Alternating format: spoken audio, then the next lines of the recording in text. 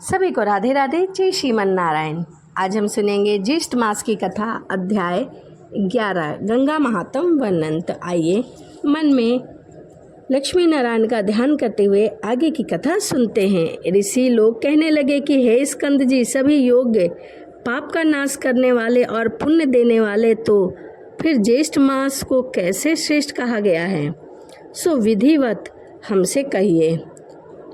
कृपया करके आप यह जरूर बताइए कि ज्येष्ठ मास इतना उत्तम क्यों है। स्कंद जी कहने लगे कि हे ऋषि, ज्येष्ठ मास के शुक्ल पक्ष की हस्त नक्षत्र से युक्त 10वीं तिथि के दिन लोक प्रसिद्ध गंगा जी स्वर्ग में अवतरित हुई थी। राजा भागीरथ घोर तप करके पापनाश ने गंगा जी को धरती पर लाए थे। ज्येष्ठ मास सब श्रेष्ठ है, शेष योग ज्येष्ठ मास ये। ऋषि लोग कहने लगे कि हे स्कंद जी, भागीरथ जी किस कारण घोर तप करके गंगा जी को पृथ्वी पर लाए थे और सबसे पहले कहाँ स्थित किया था? कृपया करके वह मुझे बताइए। स्कंद जी कहने लगे कि जब समस्त ब्रह्मांड का निर्माण करने के लिए विष्णु भगवान के नाभि कमल में से ब्रह्मा जी प्रकट हुए थे, उस समय ब्रह्मा जी के एक हाथ में कमंडल और अन्य हाथों में वेद धारण किए हुए थे। तीनों लोकों का पाप रहित करने के लिए जो पवित्र जग था, वहीं उस जल ही पवित्र था। ब्रह्मा जी के कमंडल से प्रकट होने वाली गंगा ब्रह्मा जी के पास विष्णु भगवान के चरणों से प्रकट हुई, परंतु जब ब्रह्मा ने कमंडल से गंगा जी को नहीं निकाला और बहुत वर्ष व्यतीत हो गए, माँ गंगा कमंडल में ही रही। किसी समय दैत्य ने तीनों लोकों को जल से भर दिया। उस समय इंद्र आदि समस्त देवताओं ने मधुसूदन भगवान की पूजा की। इस पूजा से प्रसन्न होकर भगवान ने कमंडल के जल से तीनों लोकों को स्थापित किया। इसके पश्चात विष्णु भगवान के चरण कमल में गंगा जी प्रवाहित होकर निकली। हे तपोधन, जब तक गंगा जी दृष्ट गोचर न हुई, उनके पूर्व भगवान शंकर ने अपनी जटा में सदृढ़ बनाकर गंगा जी को वहीं धारण कर लिया। गंगा जी का शिव जी के साथ योग होने से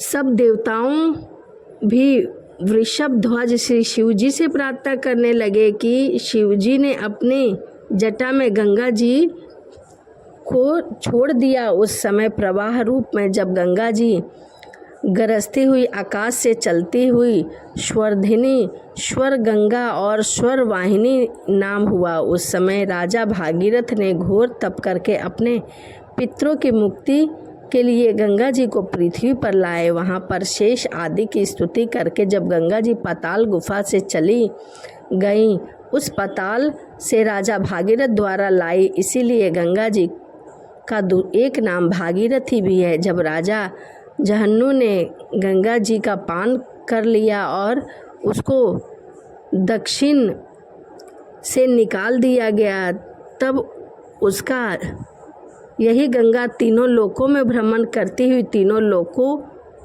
से होती हुई धरती पर आई थी। और गंगा जी कमंडल, समुद्र भूता, विष्णुपाद, शंभुन दवा, गंगा जानवी, यह सब 13 नाम से माँ गंगा विख्यात हुई। यह सब इन्हीं के नाम हैं। जो मनुष्य इन 13 नामों से माँ गंगा की रात्रि तथा दिन में पाठ करते हैं, उनका वास भागीरथ नदी के तट पर होता है। इसमें कोई भी संशय नहीं है। इसीलिए गंगा स्नान करते समय माता गंगा के नामों का स्मरण मनुष्य को अवश्य करना चाहिए। जो ज्येष्ठ मास में गंगा स्नान करता है तो उन्हें पुण्य फल की प्राप्ति होती है।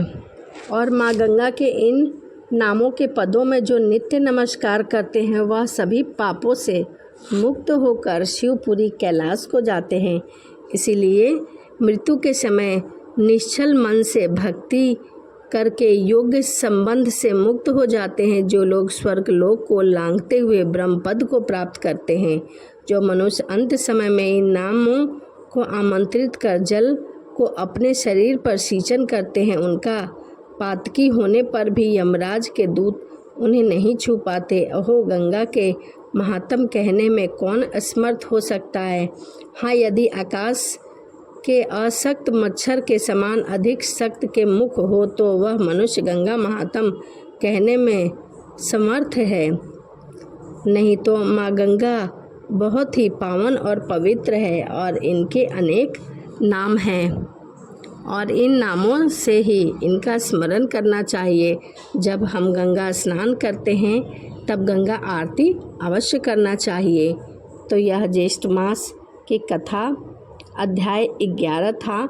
इति श्री ज्येष्ठ मास महात्म गंगा महात्म वर्णन एकादशम अध्याय संपूर्ण। तो यही ज्येष्ठ मास की कथा अध्याय 11 समाप्त होता है। वीडियो आपको कैसी लगी कमेंट करके ज़रूर बताएं। इसी के साथ वीडियो को यहीं समाप्त करते हैं और मिलते हैं आपसे अगली वीडियो में। सभी को राधे राधे। जय श्रीमन नारायण। हरे कृष्णा।